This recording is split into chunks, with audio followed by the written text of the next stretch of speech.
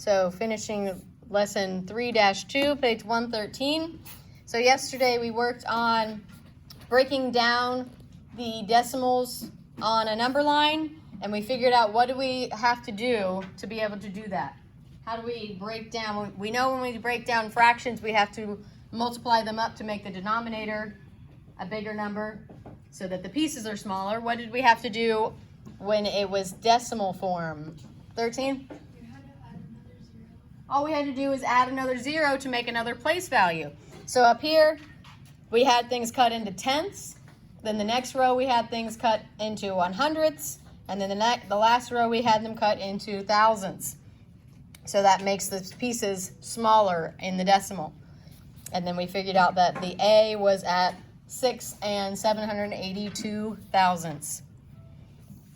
So now it says to look at each number line separately and estimate. Oh, well, we skipped forward and we actually did the problem instead of estimating. So we can actually skip that part. Let's see.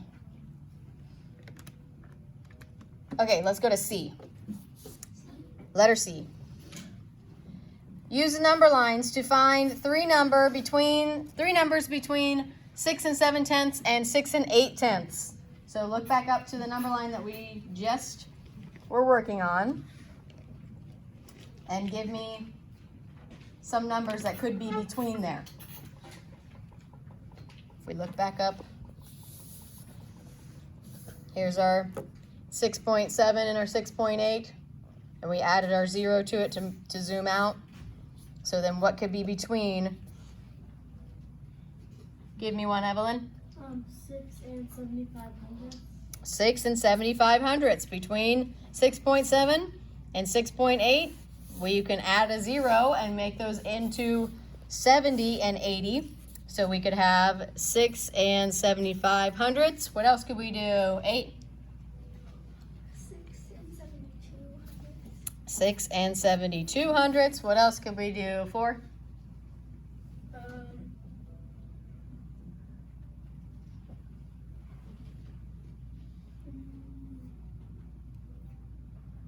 6 and 7. Yeah. 6 and 76. Good. 6 and 7,600ths. We could have anything from 7,100ths all the way up to 7,900ths. Any of those would be between there. And then we add another 0 and we break it down into thousandths the next line. So now on the next line, on the thousands, use the number lines to figure out three numbers between 6 and 7,800ths and 6 and 7,900ths. So that would be this number line here where we added a 0 and made it into thousandths. So 6 and 78 and 6 and 79. Give me one in between there. 12?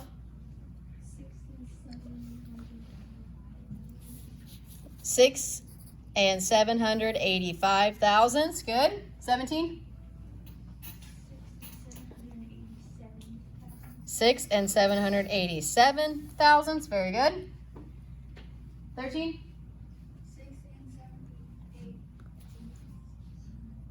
6 and 782 thousandths. Good.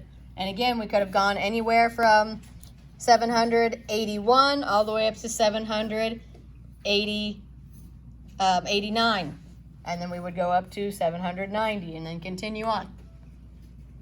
Okay? How are we feeling about breaking down the decimals? Pretty easy, right? It's actually easier than doing it with fractions, right? You don't have to think about factors or common denominators or anything like that. All you have to do is add zeros to make another place value. And then you don't even have to solve them. Right. Yep, you can. All right, let's go on to our last page here.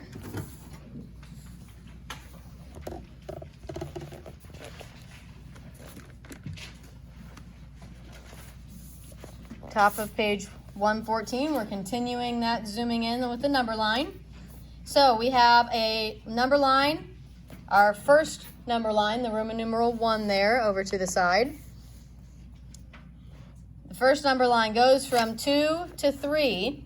So what can we break this down in between there? How can I start making it into smaller pieces? Instead of 2 wholes and 3 wholes, what can I do to break it down by decimals?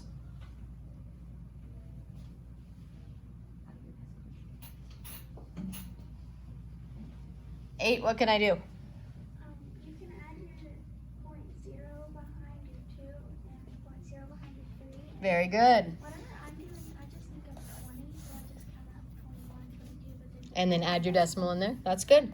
So she said we can add our point 0 behind the 2 and our point 0 behind the 3 because that does not change what the number stands for.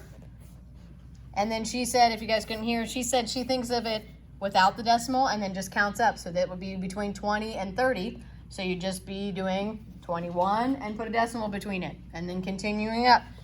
So if we did that, that would be 2 and 1/10. What would be next? 13? 2 and 2/10. What would be next? 10? 2 and 3/10.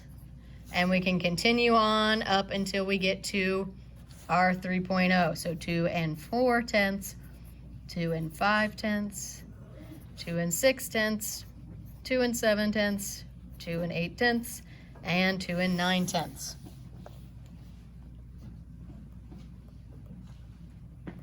Now, our highlighted section is between 2 and 3/10 and 2 and 4/10, and we're zooming that out. So what do we do on the next row to break it down into smaller decimal pieces? 14? let's do the same thing we did on the first one. Just add your zeros on there. Very good. So we do the same thing we did up here. We can just add our zeros after the 4.3 or 2.3 and 2.4 to make it 2 and 30/100ths and 2 and 40/100ths. And then what would go in between here? What would be on the first line? 5? 2 and 31/100ths. Good. What would be next? 11? Very good. 2 and 32/100ths. Then what's the next one? 17? 2 and 33/100ths. And we can just continue that on all the way up. 2.34. They did 2.35 for us. 2.36, 2.37, 2.38, and 2.39 gets us up to our 2.40 or 2 and 40/100ths. Then our next zooming in highlighted section is between 2 and 36/100ths and 2 and 37/100ths. So zooming in on that area, how do I again break that down to make it smaller decimal pieces? 10? Just add my zeros to the 2 that are the starting point and the end point. So now I have 2 and 360 thousandths and 2 and 370 thousandths. So now what's going to go in those blanks? What's in this first blank here? 13? 2 and 361 thousandths. What goes in the second one? 9?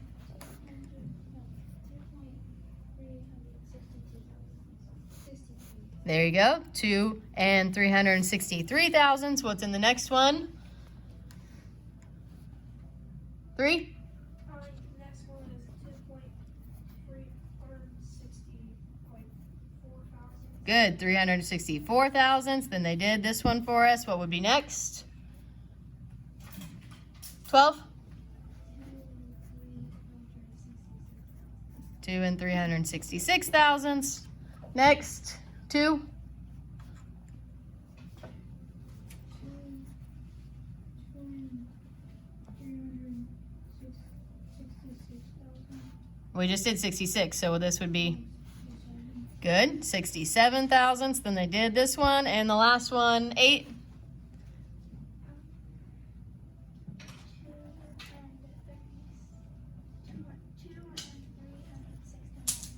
Very good. 2 and 369 thousandths. And then we're up to our 2 and 370 thousandths. Very good. And then letter B says to put or place point F at about 2 and 367 thousandths on each number line. So let's start with the easiest one. Where is 2 and 367 thousandths? Where do we see that? Where did we write that? 11? Good, so it's on our bottom number line, the third number line. This is where we actually wrote 2 and 367 thousandths, so there's an F. Now, on the second number line, if we imagine shrinking this back down, about where would that F fall on that number line for number line 2? Would it be way over here, somewhere towards the middle somewhere? About where would it be?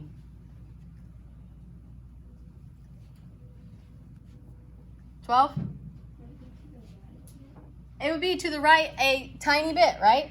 Because if we look back up here, we have the 36 and the 37. So between there, we have 36 and 7. So 7 is a little bit over 5, right? 5 is our halfway point, always. If you look up here, there's the 0.5, that's halfway. Here's a 5, that's halfway. Here's a 5, that's halfway. So the 7 is just a little bit farther to the right than halfway. So we won't know exactly where it's going to fall in this blue section, but here's halfway. So we can estimate that the letter would probably fall just a little bit to the right of the halfway point.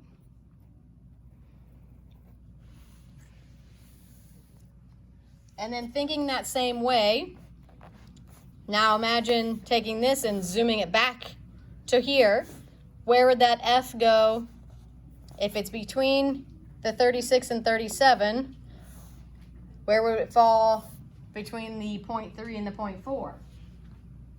Again, is it going to be closer to the 0.3, closer to the 0.4, somewhere right in the middle? What do you think, 8? A little bit closer to the 0.4, yes. So again, we know that the 5 is the halfway point. So the 7 is here, the 6 is here. So we know it's a little bit to the right of the halfway point again. So if we go up, zoom back out to our regular number line, halfway is about here. So the F is probably somewhere in there. Again, we won't be able to put it perfectly because we would have to break it down into thousands pieces to be able to do that, and that would be teeny tiny little pieces. We wouldn't be able to see it very well. All right, then letter C says to write 2 and 367 thousandths in expanded form as the product of sums with decimals. So that means this is where we're going to have the parentheses and we're going to break apart each place value. So the 2, what would I multiply that by? What place value is that in? 14? It's in the ones place, so you do 2 times 1. Very good. So our first parenthesis is our 2. It's in the ones place, so I multiply it by 1. Then I do my addition, and then my next set of parentheses. What do I do with that 3? What place value is the 3 in? 13?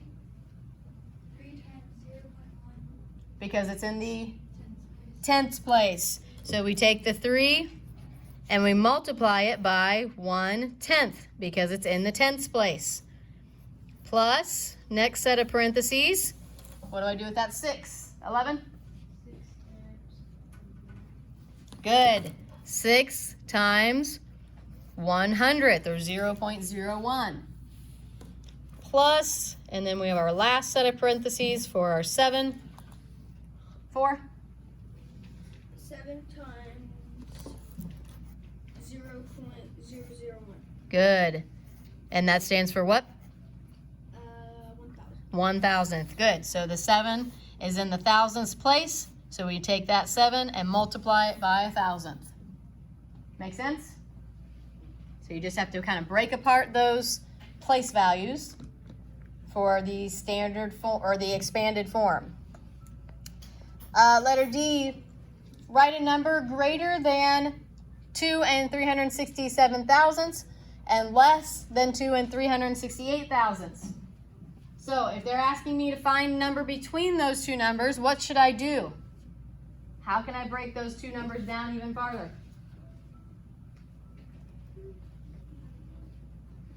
Think about how we broke these numbers down on our number line up there. 3? Yeah, zeros. I can add zeros. So if I add a 0 here and I add a 0 there, now I have 3,670 ten thousandths, 3,680 ten thousandths. So who can find a number between those? 8? 2 and 367 and 5. Well, it wouldn't be 300 anymore. Oh, it would be 3,000. There you go. 675. There you go. 10,000. 2 and 300 or 3,675 thousandths. What else could I do? 12? 2 and 3,672. 72. Yep. We could have 2 and 3,672. We could have 3,671, 3,673, all the way up to 3,679 until we would get to our 3,680. So all you have to do is add your 0 on there and then find something between. And then letter E, explain how the expanded form for your number in problem 2D would be similar to or different from the expanded form you wrote for problem 2C. So, expanded form for this one, how would it be different or similar to this one? Think about how we would write this out as our expanded form.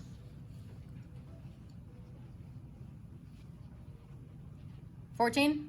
It's the same way, you're just adding another place value. Exactly right. If we look at our expanded form here, the 2, the 3, the 6, and the 7 stay the exact same.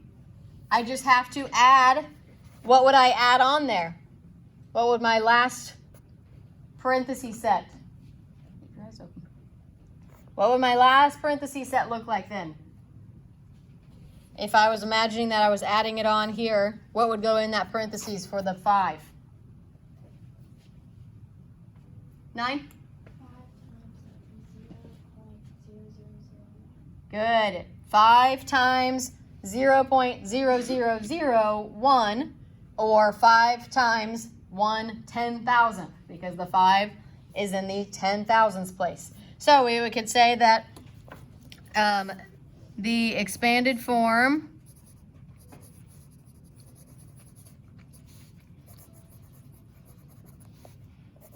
for 2D would be exactly the same as 2C, except you add the 10,000ths place.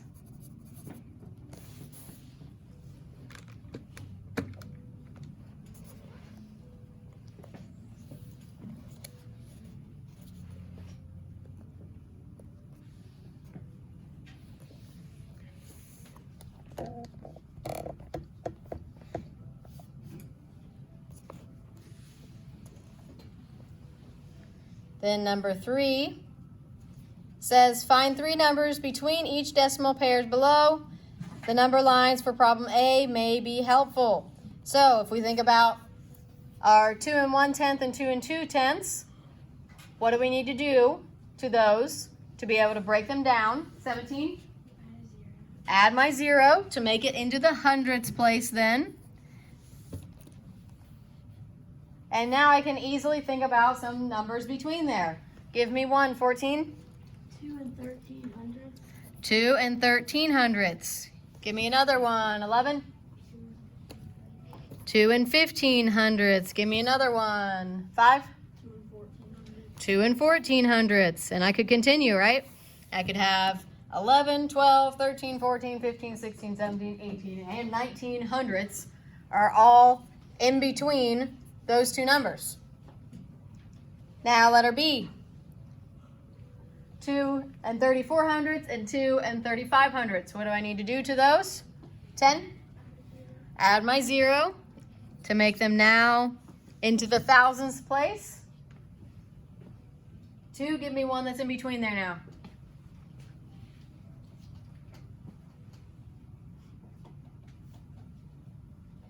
Look up here for me. If it helps, all you need to do is think about our last part of that number. So now we're thinking about between 40 and 50. So what would be between 40 and 50? Give me one number. 41. So I would take the rest of it would stay the same, and I would just make it 2 and 341 thousandths. Give me another one. 17.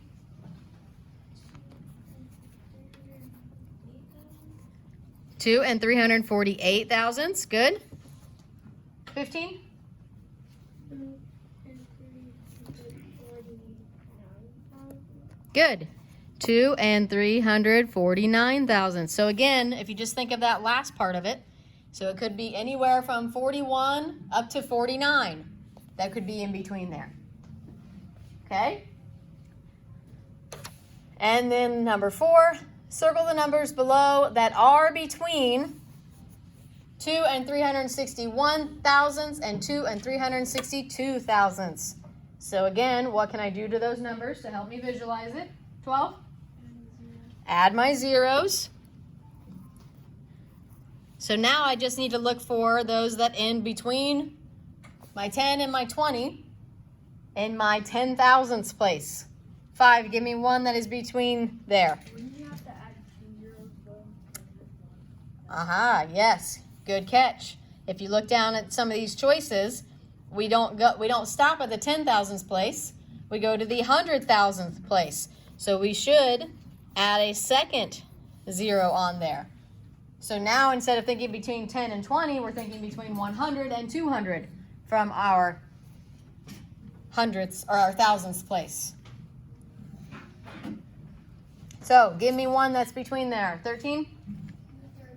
The third one. If we look here, from our thousandths place over, we have 175, and that is between 100 and 200. 4? The last one. The last one, so if we imagine adding another 0 here, that would give us, from our thousandths place, would be 150, and that is between there. Good. 9? The second one, yes, if we look from our thousandths place, we have 182, and that is between 100 and 200. 8? The third one, let's add, so we need one more 0 here. So if we go from our thousandths place, what do we have here? Oh, that's not one. It's over, right? We would have 250, and that is not between 100 and 200. That's the fourth one. Somebody said the third one. No, this is the third one. Yeah. Oh, did you say third or fourth one, Hayden? Okay. 17, did you have one? No. Okay. 15? The fifth one. Let's check. The fifth one, so right now it's in the 10 thousandths, so if we add a 0, and then we look from our thousandths over, it'd be 220. Is that between 100 and 200? Nope. Nope, it's over, right? And then we can double check our first one, add another 0 to make it our 100 thousandths place.